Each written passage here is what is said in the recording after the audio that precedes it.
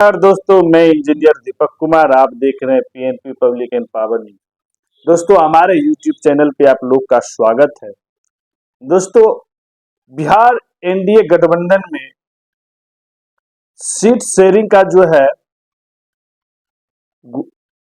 जो पेच है वो अभी तक सुलझा हुआ नहीं है। जो गांठ है वो अभी तक लगा हुआ है। अब रीजन समझिए। बीजेपी 2019 में 17 सीट पे लड़े थे और 17 सीट जीत गए थे। जेडीयू जो है 16 सीट जीते थे 2019 में और लोजपा 6 सीट। तो 20,713 हो गया कितना आपका 33,639। जेडीयू लड़े थे 17 पे, लेकिन जो जीत पाए कहीं न कहीं 19 के बाद 2020 में विधानसभा हुआ तो चिराग जी अलग चुनाव लड़ गए विधानसभा में और जेडीयू को नुकसान पहुंचा और लोजपा पार्टी दो गुट में बांट गया। पार्टी टूट गई। पारस जी का गुट अलग हो गया, चिराग जी का गुट अलग हो गया। तो यहाँ पेच फंसता है कि चाचा का एक अलग डिमांड है और चिराग जी का अलग डिमांड है। एक तो सीट का डिमांड तो है ही, उसके बाद एक पुश्तैनी जो संपत्ति होता है ना, जैसे कि ये पुश्तैनी है तो इसका वारिस कौन होगा, तो पुश्तैनी संपत्ति पे वारिस का लड़ाई चल रहा है। चिराग का कहना है कि मैं रामविलास पासवान जी का बेटा हूं, तो वैशाली हाजीपुर सीट से मेरा हक बनता है क्योंकि मैं उनका वारिस हूं। पारस जी का कहना है कि हाजीपुर से जो है राजनीतिक वारिस जो है रामविलास पासवान जी का हम है और वहां से हम लड़ेंगे। इस समस्या का जो है समाधान नहीं मिल रहा और बीजेपी इसी कारण है कि इलेक्शन नजदीक है। इलेक्टोरल बॉन्ड के वजह से हो सकता है कि डेट बढ़ जाए, लेकिन था 15 मार्च तक हो जाता। अब हो सकता है कि 20 मार्च 22 मार्च तक इलेक्शन का जो है अनाउंसमेंट हो जाएगा।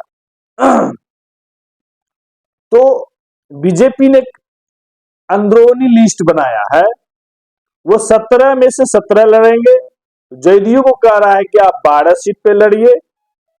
मांझी जी को कह रहा है आप 2 सीट पे लड़ जाइए। युपेंद्र कुशवाहा 2 पे, पशुपति चिराग दोनों व्यक्ति लड़ जाए 5 सीट पे और साहनी को 1 सीट पे। लेकिन मुकेश साहनी भी कह रहा है मुझे चिराग से ज्यादा या बराबर सीट चाहिए। कैसे होगा भाई? क्योंकि मुकेश साहनी का एक दावा है कि जब उपचुनाव हुआ, 5 उपचुनाव हुआ 2020 के बाद, उसमें से 3 चुनाव हमने लड़ा जिसमें सबसे ज्यादा चिराग जी से परफॉर्मेंस, एनडीए गठबंधन में अगर देखा जाए तो हमने चिराग जी से अच्छा परफॉर्मेंस किया। अगर महागठबंधन में देखा जाए तो कांग्रेस से परफॉर्मेंस बेटर मेरा रहा, क्योंकि दोनों पार्टी से ज्यादा वोट बैंक साहनी को है। हम 10% जब से आरक्षण हुआ है, जब से जनगणना हुआ है बिहार में, तब से साहनी जी का कहना है कि हम 10% वोट बैंक वाले हैं बिहार में। उसके हिसाब से आप देख लीजिए मेरा क्या परसेंटेज होना चाहिए, तो कितना सीट मिलना चाहिए। तो यहां भी एक पेच, और वो लड़ना भी चाहता है एनडीए गठबंधन से, ये भी एक प्रॉब्लम है। तो अब बीजेपी के अंदर भी एक घमासान है। लेकिन आज का सूचना है चिराग जी भाजपा के राष्ट्रीय अध्यक्ष जेपी नड्डा जी से मिले। जिस तरह से उनके चेहरे पे मुस्कुराहट है, क्या लगता है डील फाइनल हो गया? ये तो अब सूचना आने के बाद ही पता चलेगा। और एनडीए की तरफ से बोला जा रहा है कि बहुत जल्द क्लियर होगा, क्योंकि बिहार, महाराष्ट्र, उड़ीसा, राजस्थान कुछ ऐसे राज्य हैं जहां अभी सीट का बंटवारा नहीं हुआ है।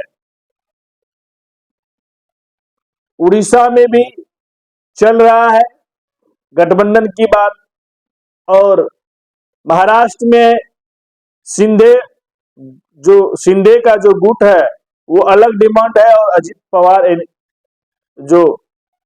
पवार जी का गुट है उनका अलग डिमांड है।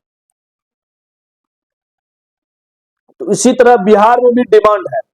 क्या 12 सीट पर नीतीश कुमार लड़ेंगे बिहार में? क्योंकि भाजपा का कहना है कि 12 सीट पे आप बिहार में लड़ लीजिए, और 4 सीट आप पूर्वी जो है यूपी तरफ से लड़ लीजिए, या तो झारखंड से।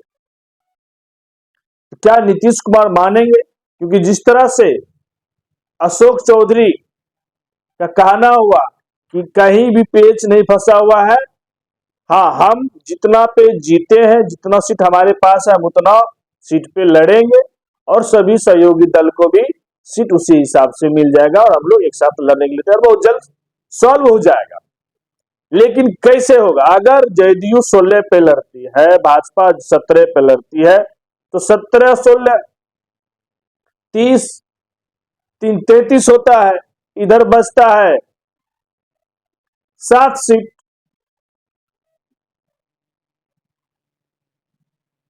7 सीट में अगर मान लिया जाए आप पारस और चिराग एक साथ भी लड़के अगर 5 सीट पे लड़ता है, उधर बचता है 2, आप मांझी जी को 1 देते हैं और उपेंद्र कुशवाहा को 1, क्योंकि जिस तरह से बताया जा रहा है कि मंगल पांडे जी उपेंद्र कुशवाहा से मिले और उसको सॉल्व किए। लेकिन लगता है क्या कोई भी दल 1 सीट पे लड़ना चाहेगा, वो 2 सीट तो जरूर खोजेगा। या तो फिर बीजेपी को घटना होगा और जेडीयू को भी घटना होगा, तभी जो है सॉल्व हो सकता है। और पारस चिराग को एक साथ आना होगा, मर्ज करना होगा, लेकिन दोनों व्यक्ति चिराग अगर तैयार भी होते हैं तो पारस जी एकदम ईगो पे हैं, क्योंकि ईगो की लड़ाई है। मर्ज होता है तो पुराना सिंबल मिल जाएगा और उस पर ये लड़ सकते हैं चुनाव। लेकिन क्या ऐसा संभावना आपको दिख रहा है?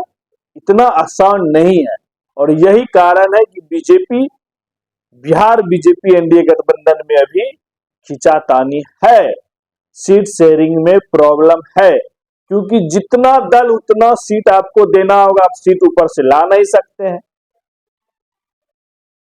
क्योंकि टोटल दल हो जाता है बीजेपी, जदयू, हम, उपेंद्र कुशवाहा, पारस जी का एलजेपी, सहनी जी, और 2, 2, 4, 2, 6, 7 पार्टी। 7 पार्टी जो है एक साथ बिहार में चुनाव लड़ेगी एनडीए गठबंधन, तो आप समझिए। और बीजेपी ये प्लान बनाई हुई है 17, 12, 2, 2, 4, 1,